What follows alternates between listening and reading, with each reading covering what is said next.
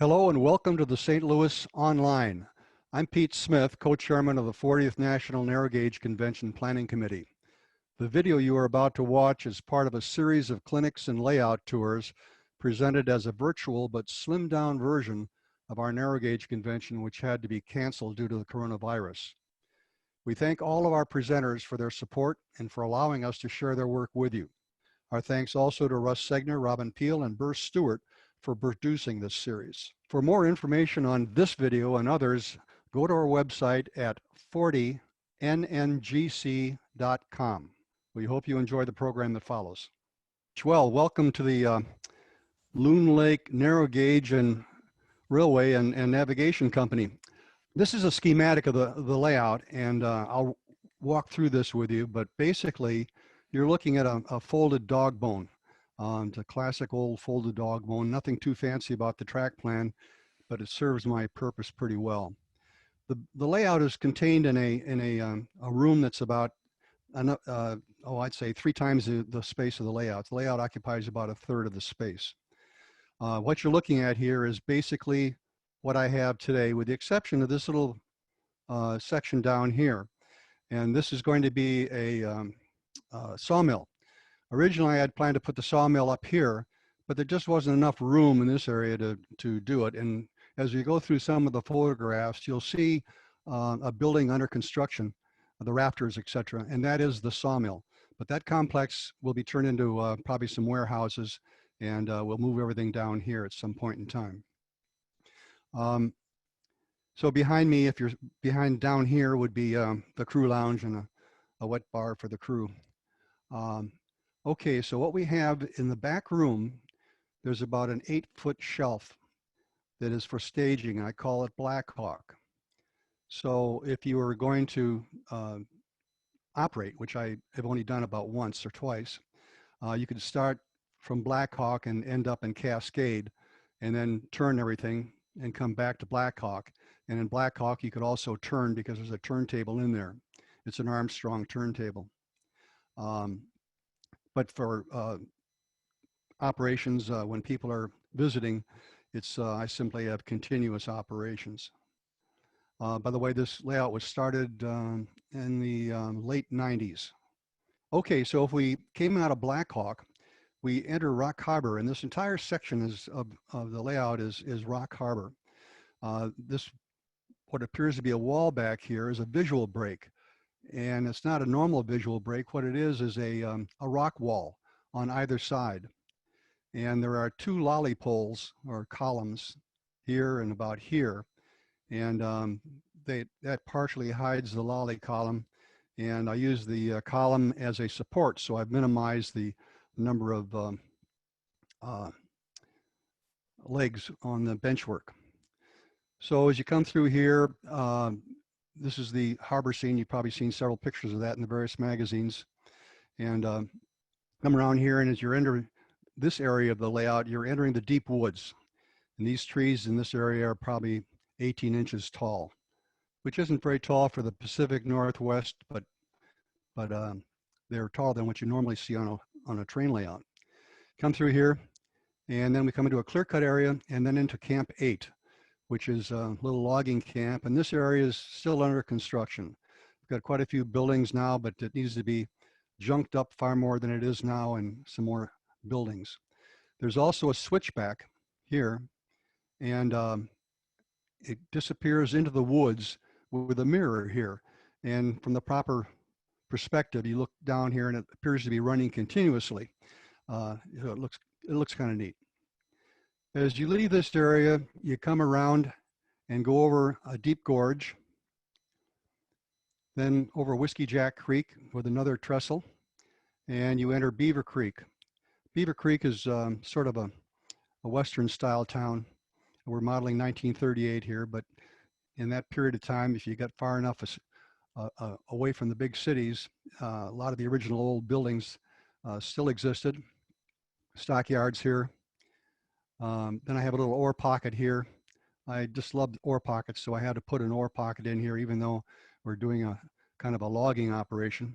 Come around here, and as you leave Beaver Creek, it goes up about a 2% grade. And you come up Around here, the brewery is here as you enter Cascade, and you come around and into the engine terminal. And this is a engine terminal is one of the first things I built in Sn3 when I had converted from HO. It's about an 8-foot long piece that was a 1.5 wide.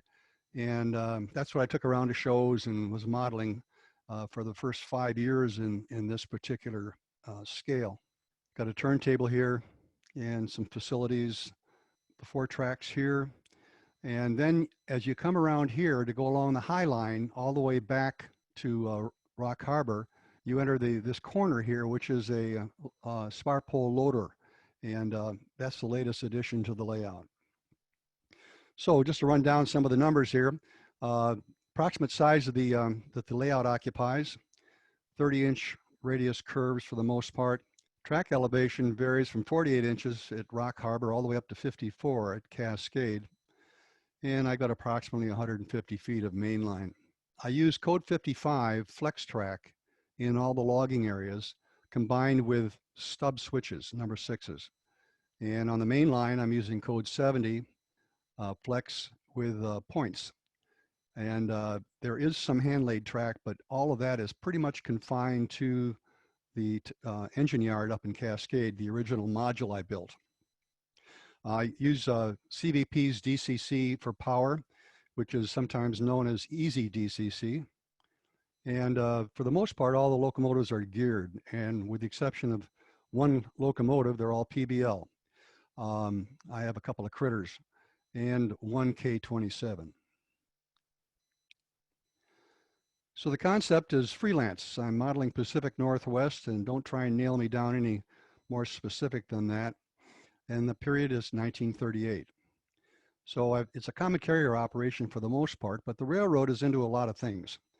They operate the port facility in Rock Harbor, hence the navigation company in their title. And they also operate a logging company by the same name.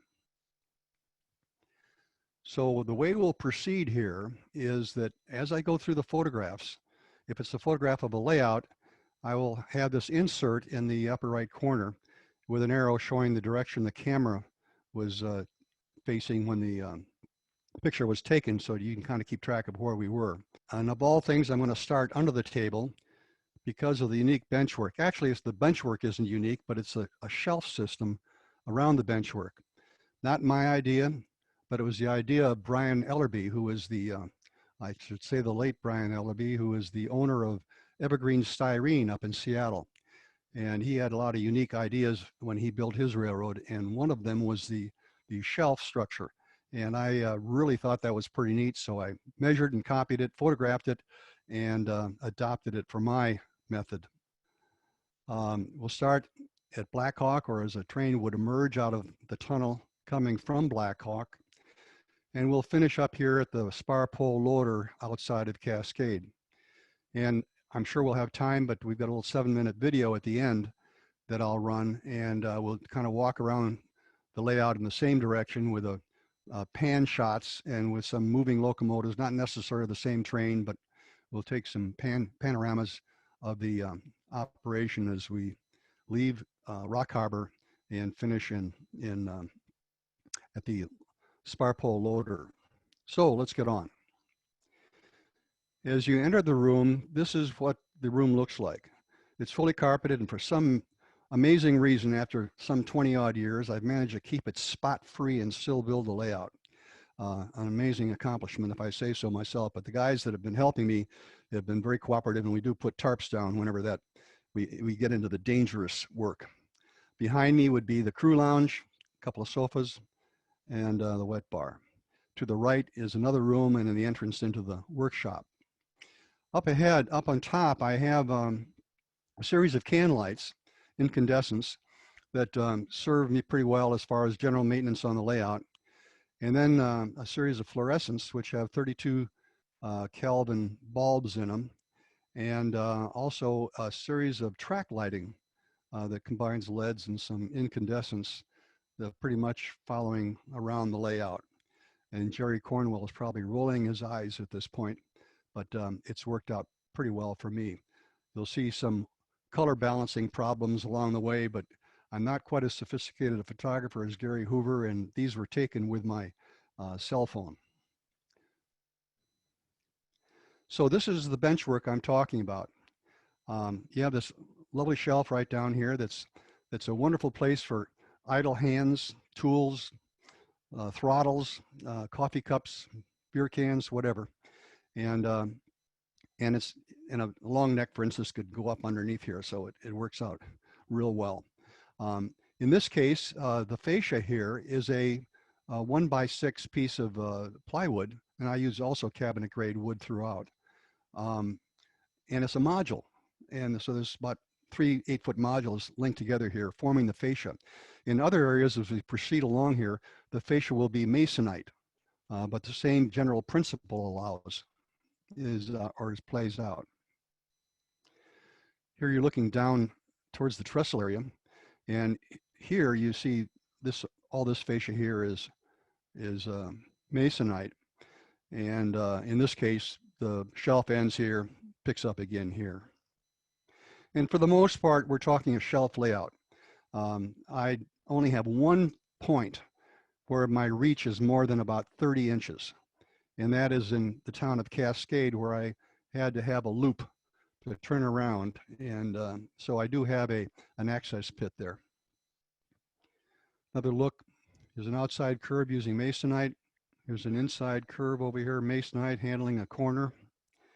And then if we look underneath the layout, this is the shelf structure, and everything else is pretty basic stuff. This is the center peninsula that comes out that makes use of the lolly poles or the columns. And what I've done is I've encased those columns underneath the layout in wood. So I had a way of running benchwork support from that lolly column and eliminating, for the most part, most of the legs. I have a couple legs out here to support the harbor scene, which kind of extends out from the rest of the layout a little bit more. This fascia up here above the ledge, above the shelf, is 1x6. Here's an example of the fascia where it's masonite. In this case, the shelf is screwed onto a stringer, and here it's screwed onto an L girder. And just a little note here, this is my power system, and I mounted this on a drawer slide. And so you can tuck this thing back underneath the layout, and it's never seen or noticed. And with EasyDCC, this thing is only used for programming. And so I got my programming track here. Otherwise, unless you're programming a locomotive, this guy is never used, never seen. I simply go to the main switch on the wall, flip it on, and we're in business.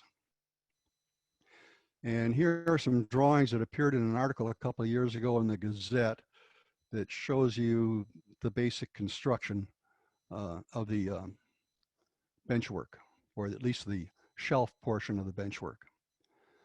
Okay, let's start our little photo tour. And I might mention as we start off here that this is a product of a lot of guys. We call ourselves the Friday Boomers. And the backdrop scenes are all painted by Greg Gray, and you'll hear his name mentioned quite a bit. He's done a lot of work in this area, and in fact, a lot of people have hired him from all over the United States, and he's done a lot of traveling and painted other layouts. So you'll recognize his work occasionally in the darndest of places. But for the most part, most of the narrow gauge layouts in the St. Louis area were done by Greg. And this is kind of unique because he's normally doing Colorado scenery, and I wanted foggy hills and mountains and lots of trees, so he was in a new element. So this portal is a train emerging out of the staging area in Black Hawk. This portal is the High Line returning from Cascade. And another unique thing here is that I forgot to mention earlier is I've got a little bit of wide gauge or broad gauge track coming in here into a gauntlet. And here you see what I've done. I'm coming off the layout, a narrow gauge, broad gauge gauntlet, and it extends over here by about a foot to 18 inches where it stubs. And I usually park a standard gauge boxcar or some piece of rolling stock at the end of that siding. And I like this for two reasons. Number one, I've always liked gauntlet tracks, and this is a way I figured I could squeeze one in without taking up a lot of room. And besides that, when you've got some neophytes to the hobby, viewing your layout, I find it always difficult to explain the concept of gauge and scale. And with this little training aid I have here, it's much easier to explain how things of the same scale can be two different sizes and talk about the gauge and the scale. So it works out pretty good. And this is also the first thing that you pass coming out of the tunnel portal, and this is kale and ice and coal. This structure is one of the few prototypes I have on my layout, and this happens to be a drawing that appeared in the Model Railroad years, decades ago, of a Cheyenne coaling station or coal retail facility. Cheyenne, Wyoming somewhere, and I'm not sure where it was anymore. And I have an old EBT hopper that the Loon Lake purchased from the EBT, and we got that in the Loon Lake Livery, and this is a drop bottom, of course, but we have this one hopper that serves this facility. Here's the standard gauge track and the narrow gauge track peeling off. And this little building here, I needed an office for my coal company, and so Jeff Boak scratch built this lovely office building. This man can work magic with structures. This is the freight house that John Kalin built for me in Rock Harbor. This truck here is one of many that you see on the layout that are these shiny toy trucks that you see in blister packs in Walmart. And if you're selective, you can pick out these guys and modify them a little bit, add some details, repaint them. I swear to God, they dip these things in paint. And all kinds of little details pop out once you repaint them with some dull colors. I took an extra axle off here. Why they had two axles on this thing, I don't know. And then scratch built the back end. And you can turn these toys into very decent looking trucks. This is the station in Rock Harbor. And if you narrow gauge RGS guys are thinking to yourself, where have I seen this station before? What it is a kit bash of the Telluride station. And you probably remember from my briefing on John's layout last Saturday, he had got Bill Banda to cut, especially for him, the Telluride station. Well, before it was all said and done, Bill ended up cutting 3 different versions, correcting various errors and doing one thing or another. And so after John finished building his Telluride station, he had a box of parts. So what I did is I took that box of parts and I cut down Telluride almost in half, really shrunk down the freight station. I moved all the interesting architectural decals to the front, or details to the front, because no one would ever see the back up against the stone wall. And this is the result I had. It worked out pretty well. And another thing I do quite frequently is I'll take, this had clapboard siding, milled clapboard siding. And what I do is I'll take 1x6s. In this case, we had 6 inches to weather on this. So I'll take 1x6s and I'll weather them, paint them, rough them up, and then I will lay them down over the milled siding, using the milled siding as a template, and for a better, more varied effect for the siding. And the beauty of this is, of course, instead of the window frames overlapping the siding as you get on a typical laser kit, the siding, as it should, abuts the edge of the window frame. This is a little barbershop across from the station. Dave Logston built this for me. It's a urethane kit. Dave is an artist, and he has probably done at least 3/4 of the figures you see on this layout. Dave has painted. Moving further down Rock Harbor, we come to the oil facility. Proprietor is Mr. Lenz, another fellow Friday night boomer, or Friday boomer. And this is pretty much all scratch built, exception of the tanks here. There's a couple of Grant Line HO tanks, Rick's HO tanks here that's been cut down. And this refueling facility is a brass structure that was soldered together. This is the Bunyan Millworks in town. Got a siding coming in here. The back side of this millwork is all styrene, and the front portion is all wood. including the laser cut shingles up here. And again, on this structure, I built it using milled clapboard siding, and again, glued on top of that milled siding individual clapboard siding, or individual clapboards that were placed over the siding. Here's a couple of buildings on Main Street in Rock Harbor. They're styrene shells using Grant Line windows overlaid with Holgate and Reynolds brick paper. It was a kind of a plastic, like probably vacuum formed, a wonderful product. Had all different types of scales and different types of brick and stone. Unfortunately, I understand the factory burned down a number of years ago, and this stuff is unavailable unless you stumble across it. This is a Monster Model Works building I just completed, and it hasn't been signed out yet. It's just strictly the building, and I need to put some signs on it. Another look on Rock Harbor. We're still here is a York building, one of the few we did in S-scale. This is the Building and Structure Company plaster building, and this is another Holgate and Reynolds product that I scratched. And here's the harbor scene in Rock Harbor. I didn't have the You Won't Believe It's Not Water clinic before I did this, so I didn't get that wonderful water effect that he did. I'll tell you how I did achieve this, and what I was after was kind of a, I was toying with the idea of pouring Envirotex, and I just with that pier that I had built off layout, setting it down in the Envirotex, watching the stuff creep up the pilings, it just seemed too complicated. So I ended up going with another product that I'll talk to you about later. But anyway, this is a golden soft gel, and I was going for the effect of a moderate sea breeze coming across and rifling up the water. And today we have 4 ships in harbor.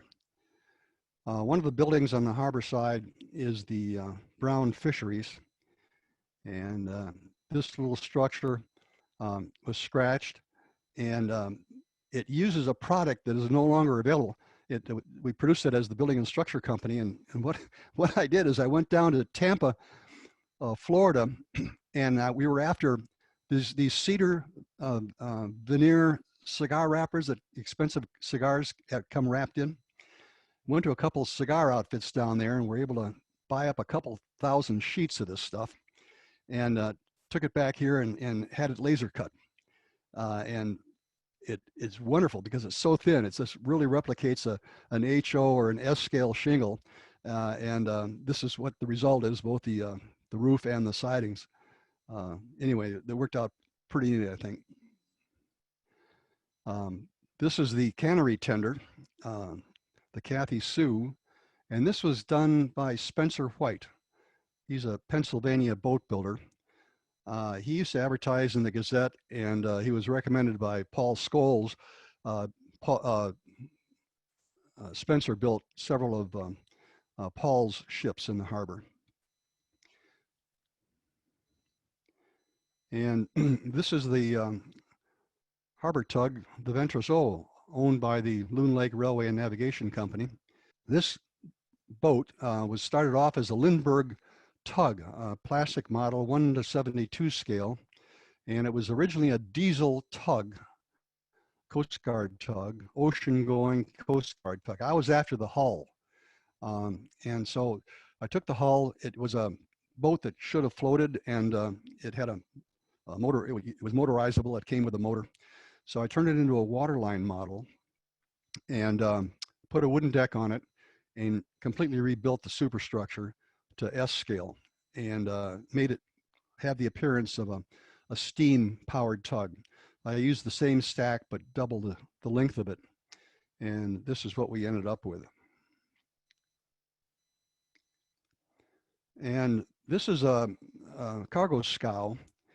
And I like this because, like an open flat car load, you can see what's stored on board, and so it's just, the world is my oyster. You go through your parts box and you just start throwing stuff on board. This is an HO clamshell bucket by Crow River.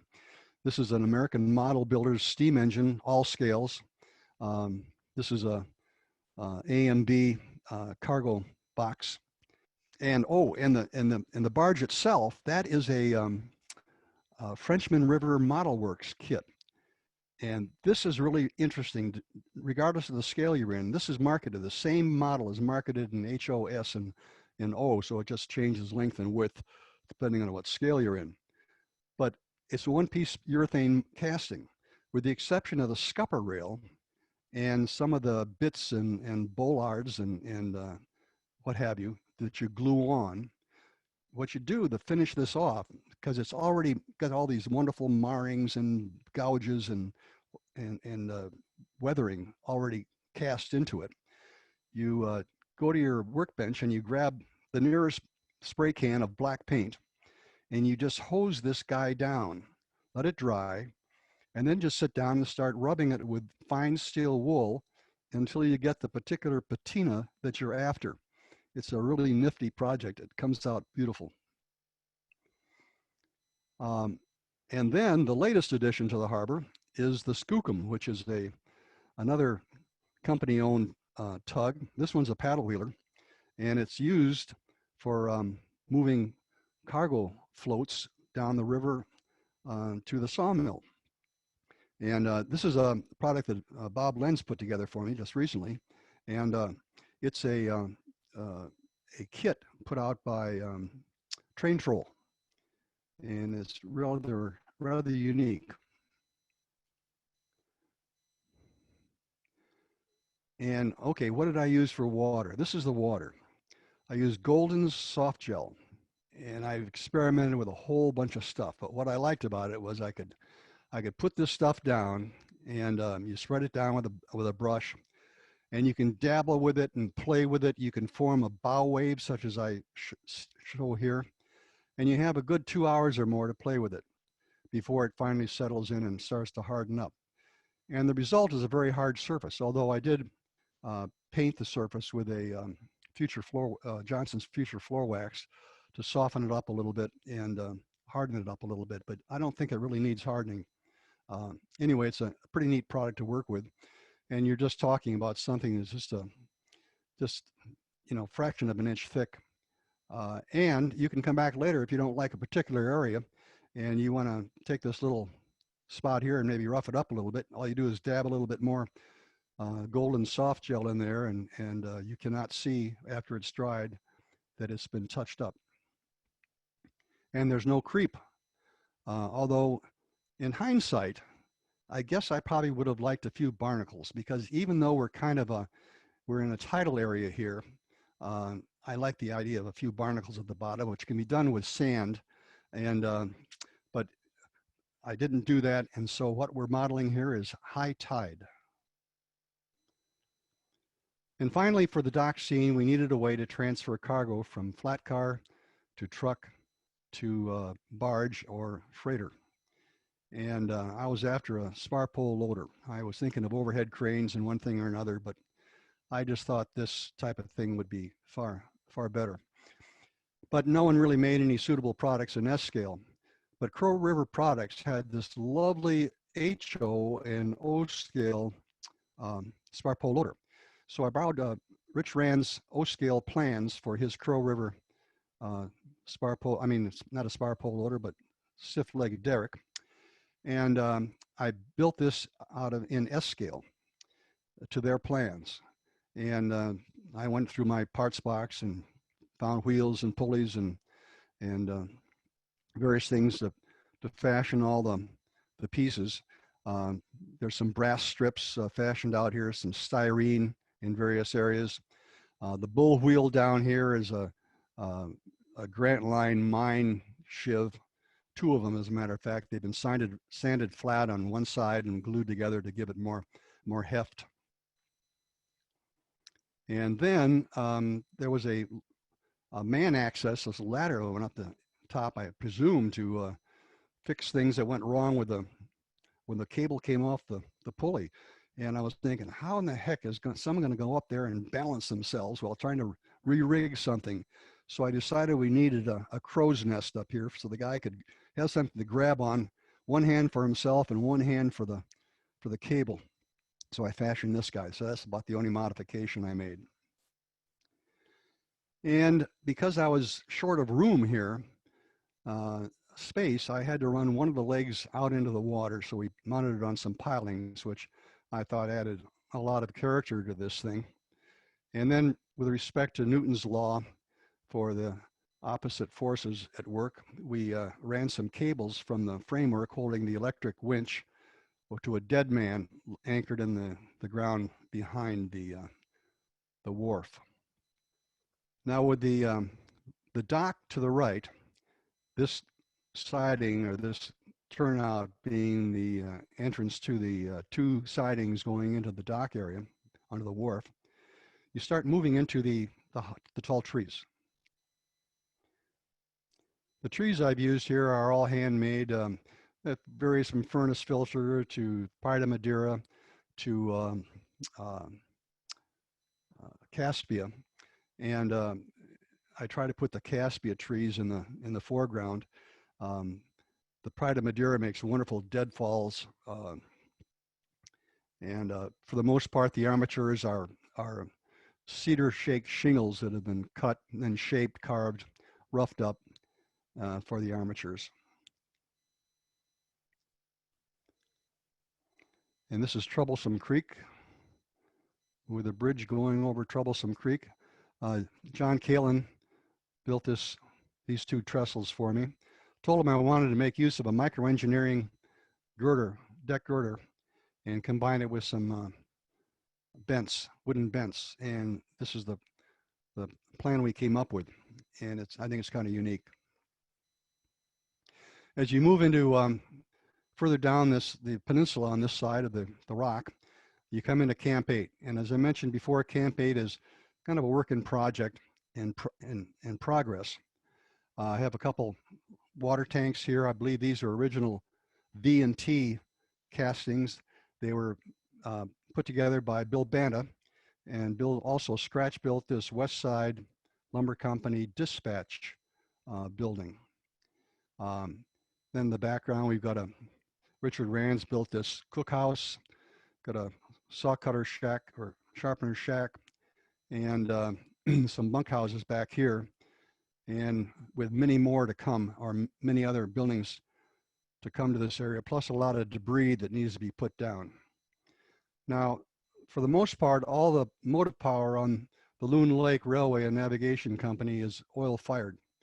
So we need a way to fuel these locomotives. And years ago, I remember seeing an operation they had on the Cass Railroad where they had a siding, not a trestle like this, but a siding up on the hill that they'd push up a tank car and they'd gravity feed the oil down to the shays. And so I tried to replicate something like this, and that's what we came up with. And I think it works out pretty well. Now back here is the High Line, or the switchback, and it eventually goes back to that mirror I was talking about, and the wall is here. So if you're standing back far enough to the right, you look down that High Line, and it appears to go on forever. And as we round the corner, we come across Boomer's Gorge, and there's two trestles that John Kalin built, and across the gorge, and then finally a King Post Truss trestle over Whiskey Jack Creek. This particular trestle was the first structure I built in S-scale after falling in love with a PBL stock car that a guy talked me into buying, and it's history from there. The next town we come into then is Beaver Creek, and the first operation you see going on in Beaver Creek is the stock pens. This is a Crystal River kit that Jeff Boak put together for me. And Beaver Creek, as I mentioned before, is sort of a Western style town. It's the only town in which I've attempted to light several of the buildings and have a little bit of animation going on and some sound effects. I haven't done it elsewhere on the layout just because it's high maintenance and a lot of trouble. There's a gas station in Beaver Creek. This is the High Line coming back returning to Rock Harbor. This is the blacksmith shop, and it has an unfinished roof.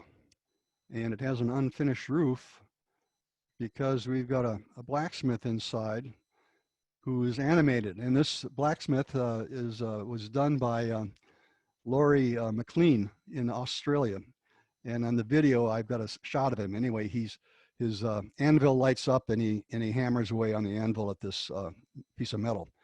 The inside of this building that I scratched was detailed out by Herb Koenig. He did a wonderful job, and he also created this hearth that glows this lovely iridescent red. This is the train station. This station was marketed by the Building and Structure Company years ago as the Lake Junction station, not Lake Junction, Colorado, but Lake Junction, Missouri. It was a suburb in Missouri, and the building was marketed, originally designed and marketed by American Model Builders, and we built it and marketed it under license in the Building and Structure Company. And this is another AMB product, but it was marketed, we cut it and marketed in S scale, called Dill's Market. Here's the Rags building back here, the Brunswick Saloon. These are two BTS structures. Rags has got a ragtime piano going inside that can be activated from a button that the visitor can push on the fascia. And this building may look familiar to some people. It was produced by Jerry Cornwell in Mount Albert when he had that company. And unfortunately, I really liked this station, but unfortunately he wouldn't build it in S for me. So I had to take his photographs and kind of figure out the measurements, and I scratched it in S. And it's pretty much the same as it appeared that he produced, with the exception that I added this lean-to, or this section over here, and I also built this hose drying tower that we added to the back. There's a building here, a mercantile that Bob Lenz built for me. Here's a little bakery that Herb Koenig built. And this is a Building and Structure Company kit. This was a Crystal River kit, but this was produced by the Building and Structure Company, and it's the bakery up in Silver Plume, Colorado. John Kalin and I, years ago, went out and actually measured this building and drew up the plans, but never produced the kit before we sold the company to Bill. And while we were up there, we talked to the owner. And you see this logo right here, Sop and Truscott, not the baker, but Sop and Truscott. The owner gave us a copy of this logo, and that logo is the logo from the original owners and merchants that operated this store. But he was unaware of what they marketed. They didn't know what kind of a store it was. But that's the original logo, and if anybody's interested, I can give them or send them a digital copy of that. And at the end of the presentation, I'll have on the last two slides, there'll be my email address, so you can write it down and send me an email if you have any questions or you want a copy of that. This is another one of these you find in a blister pack that does 37 Chev, 39 Chev. Oops, I'm modeling 38, but don't tell anybody that. You take it apart, take off the paint, repaint it, put on some decent tires, and it turns into a fairly decent vehicle. Some more buildings, and the freight station, which was a Building and Structure kit still in Beaver Creek. This Best tractor is a 3D rendered model. It's beautiful, absolutely incredible. I think it's done by Track, T-R-A-K Models, and you can source it on Sherway or whatever it's called, the people that do 3D printing. Oh, it's Shapeway, Pete, I think. Shapeway, that's it. Thank you. Shapeways, I think. Yeah. Thank you, Robin. And just as you're leaving Beaver Creek, here's the ore pocket I was talking about that Bob Lenz put together for me. And this is a Crystal River kit. And as I say, I'm doing logging, but I like the kit. And after all, Rush Segner set the example of combining mining and logging, so I don't feel too bad. Now, you may have noticed the ore cars down below loading up. Um, and for you Sn3 guys, this is unique. This is an O-scale car. It's a gill pin tram. It's the large gill pin tram ON2 car. But I put some Sn3 trucks underneath it, changed out the brake wheel, and there you have a perfect Sn3 ore car. A simple conversion, but a very effective car, and they can be cheaply purchased, and they're still available through uh, the successors to Grant, who are still producing this line. And why does their name escape me? San Juan Products. That's it. Mm-hmm. Okay, as we come around the corner, we're starting to go up the hill here, and we're coming into the town of Cascade. And this is a little vehicle bridge coming over Cascade, and underneath the bridge is a little hobo encampment with a flickering fire down here that was created by Herb. He works electrical magic all the time, and this fire was done with the simplest of things, which is one of these flameless tea lights. They're less than $1 each. You can buy them online, 6 for $4.95 or something like that. But anyway, you just simply use the circuitry, and I believe the actual bulb that's provided, and you get this lovely campfire or flickering light. Lots of applications for that. Okay, here you see the main street, and Cascade, by the way, is still a work in progress. We need a lot more buildings. We're going to put something up here, probably an office for the brewery. Here's the brewery, icing platform. We're going to put a Rags mercantile up here. You'll see the space for it when we come around the corner.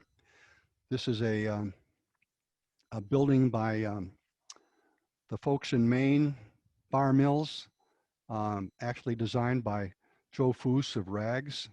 Another Bar Mills kit, probably designed by Joe Foose too, but I don't know that for sure. And this is an AMB model, which they never produced, and we never produced, but it's the S-scale version of a structure somewhere in the outskirts of Missouri. Another look. Here you have the behind these buildings, you have the track coming up the grade to the water tank. Just to the right of the water tank is the passenger station. Another view of the water tank. I think this water tank originally was a V&T tank, and I bought this from the estate of Tom Trofton. And Tom apparently built a V&T water tank and then made this huge rubber mold and cast a half a dozen of these guys. This sucker weighs a ton. It's solid. He's got a foam core in it, but man, it's heavy. It's all plaster except for of course the wood down here. And this station is another building and structure kit. It was a Roger Malinowski design. We marketed this as the one of our first kits in plaster. It was can't even think of the name of the kit now. We later modified it, added a bay window, and called it the branch line station. And here I have modeled it for the passenger station in Cascade. So here we go around the brewery. This is a York boiler house. This is an HO scale industrial chimney with a homemade scratch-built base to it. We've got a high-pressure steam line coming back here to the brewery. The way we created this brewery, I was working this we conspired together, Jeff Polk and myself. Jeff's a retired architect. I wanted an old brewery. And so I did some research on the internet, came up with about a couple, 3 dozen photographs of a turn of the century breweries, which I turned over to Jeff, and he started drawing up, trying to capture the flavor of all these breweries. And so we ended up with what we see here. So the theory that Jeff goes with is we kind of started out here in the late 1800s and built this brewery, and slowly got bigger and bigger and expanded, and as the the brick structures show. This is a Walther's HO water tank. I designed these air coolers and swamp coolers, and we had them laser cut locally. Um, but anyway, it kind of turned out neat, and it's probably the largest structure on the layout. And it, as you walk in, it certainly dominates the view from the left side. Um, Also, the brewery picked up so much business from all the hungry or thirsty loggers that we've got our own fleet of private owner reefers for the Bighorn Brewery Company. And they distribute the beer throughout the area and also down to Black Hawk, uh, uh, where they are transferred further on down the line.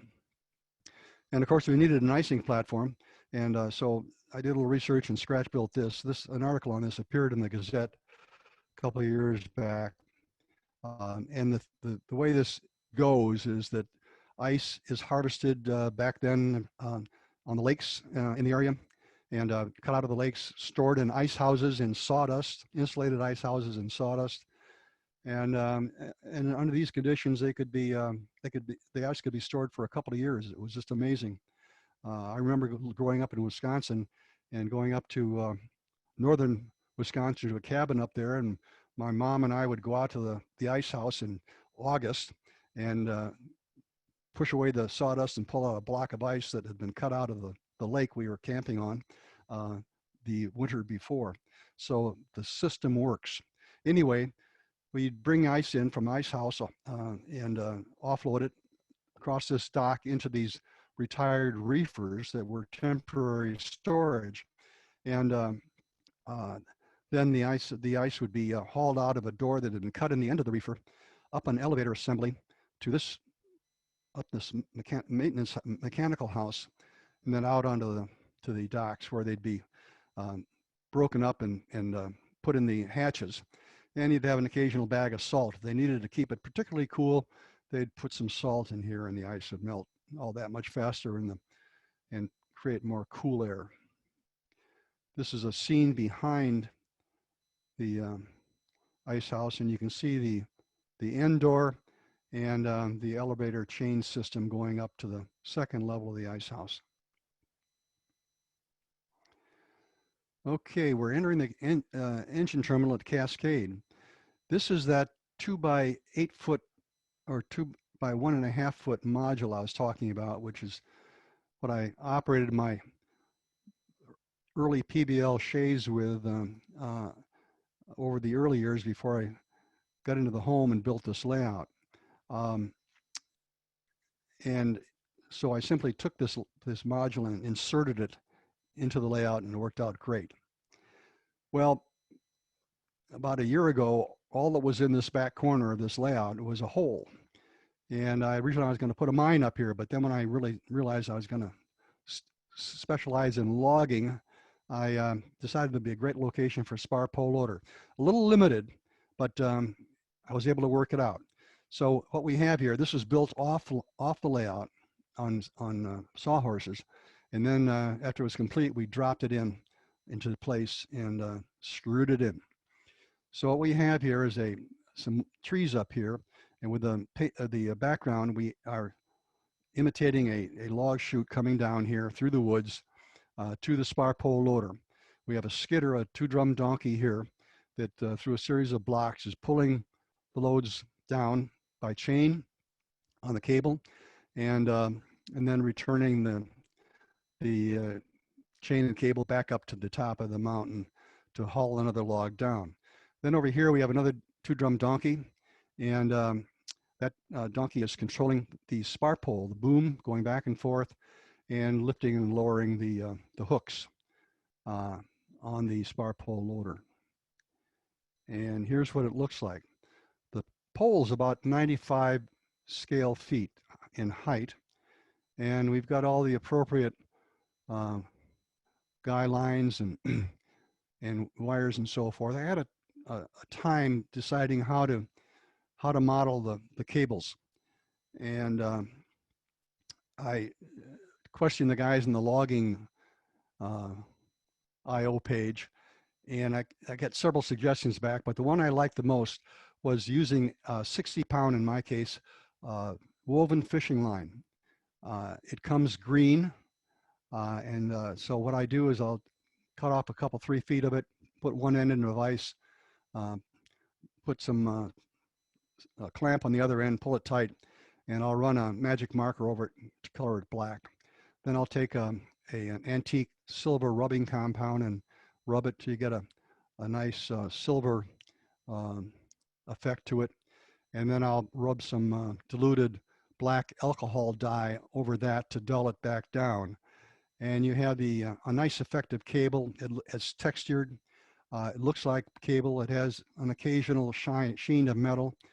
And I'm told that these guys were very protective of the cables, and they did not let them rust, so that rusting was not the way to weather this stuff, as they were afraid of the cable breaking. And of course, once a cable under tension snapped, it could start cutting people in half as a whiplash whipped through the camp. So anyway, I settled on the cables, and here's a close-up, and you'll see, you can kind of detect the effect of a little bit of metallic showing through there. Otherwise, the cable is dark. So here's the top of the cable. This particular line controls the up and down motion of the lifting mechanism. Then we have a cable that's attached to one side of the boom, through a block, through another block up here, and then down to the donkey for pulling the boom towards you. And for pulling the boom away, you simply release tension from the donkey on this cable here, and the line from the other side, which is hooked to a log, which I'll show you in a minute, gravity would pull the boom back in the other direction. Does the log show here? Yeah, there he is. Here's the log that's being suspended through this block, and the cable from this block goes to the other end of the other side of the boom. And when this guy releases tension on that cable, the log pulls the boom back in that direction. So this donkey controls up and down, back and forth. And the way I keep tension on this, all the lines are through fish weights. And so what I'm doing, this is a 1 ounce fishing weight. And so what I'm doing is any line that comes into a donkey engine, it goes around the drum and goes directly through the scenery down into the fish weight. And that way, all the lines are taut. I've done the same thing with that stiff-legged derrick on the dock.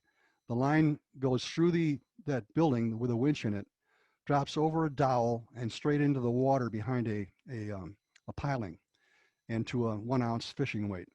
And therefore, all the lines are taut. And I forgot to mention again on that stiff-legged derrick, the box that is being suspended from the hook is filled with lead shot. So it too is operating in the opposite direction, holding all the lines fairly taut. So there ends my tale. And down below here, you'll see my email address. If you need anything or got any questions, please send me a message, and I'll be happy to comply and give you an answer, or give you the digital copy of that logo if you want it. And most importantly, I want to thank the Friday Boomers, who are a group of very talented modelers and artists, and who have contributed mightily to my layout, and I do appreciate their work. Okay, so at this point, I'm going to try and move on to, okay. Right. Now move good, but move your cursor out of the picture. Okay, I may want to point to something. Okay, here No, we are starting. There, good. Okay, we don't follow the same engine. This guy's going to stop in a minute, and you'll say, well, what happened? I don't know. I probably a flipped switch. But anyway, we're proceeding towards the dock area. And here you see in the background now is the sawmill under construction. And to the left of the sawmill behind the K-27 is the log pond.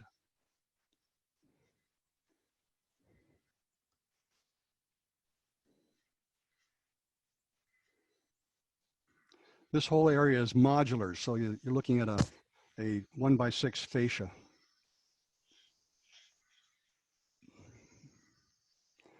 And this is the downtown Rock Harbor,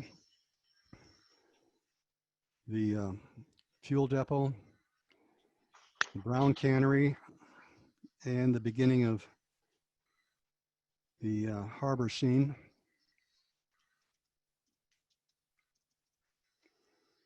And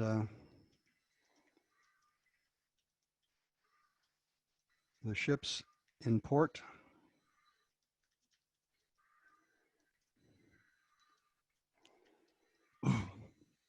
And this Heisler is heading into the deep woods. And so from here on, they'll be going into the woods. This is around the end of the peninsula.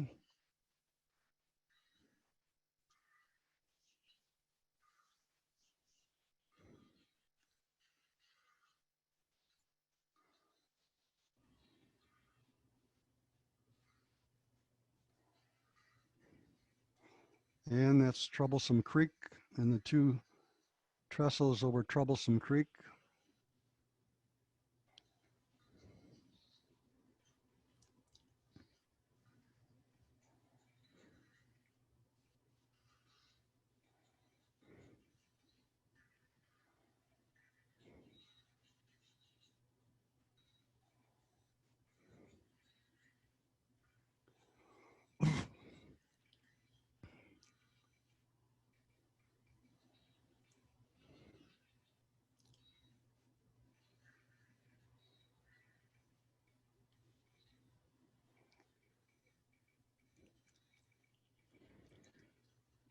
And if you get tired of making trees, what you do is you create a clear cut area. It's far easier.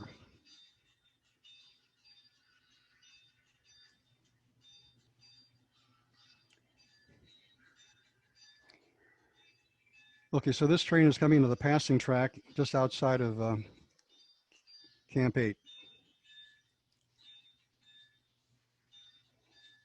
By the way, Pete, Jerry Yes. Cornwall just gave you a compliment on your lighting. Oh, did he really? I thought he'd be rolling his eyes. But anyway, thank you, Jerry.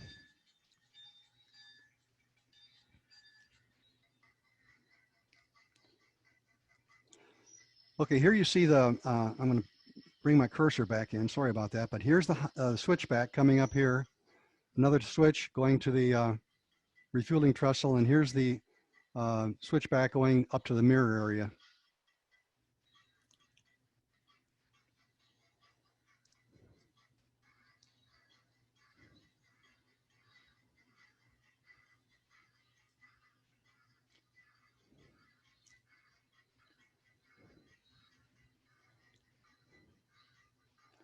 And we're making a 180 panorama here.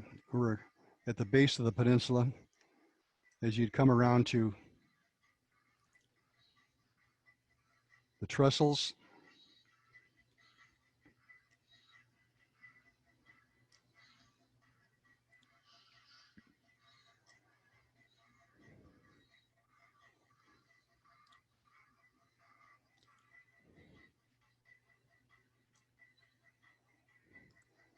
The King Post Truss over Whiskey Jack.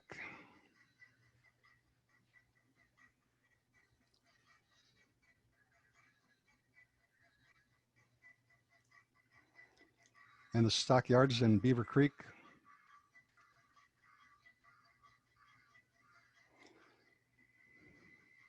And this is the layout in Beaver Creek. A little bit better idea of what things look like. A couple of big sage trees.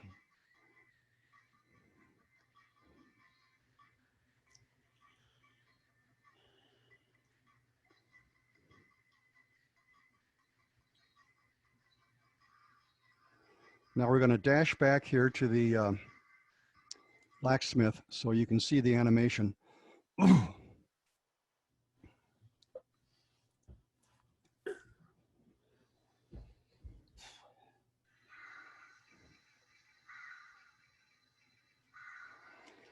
This is Laurie McLean's work down in Australia.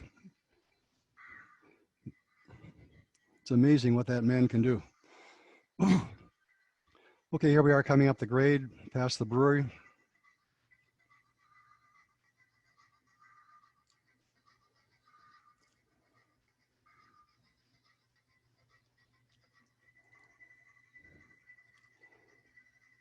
That blank spot next to the gray building is where the Rags Mercantile will go.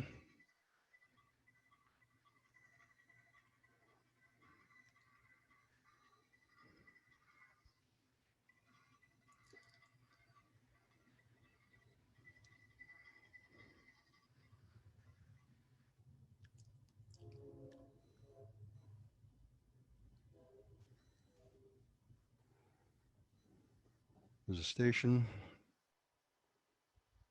And just at the end of the the roundhouse, the turntable siding is where that module begins.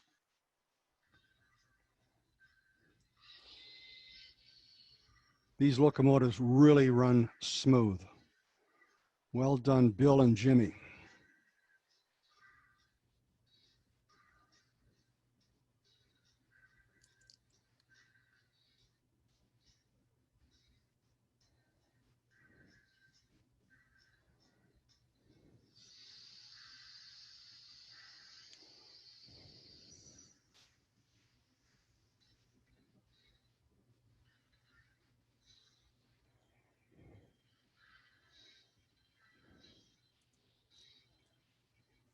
Okay, that does it.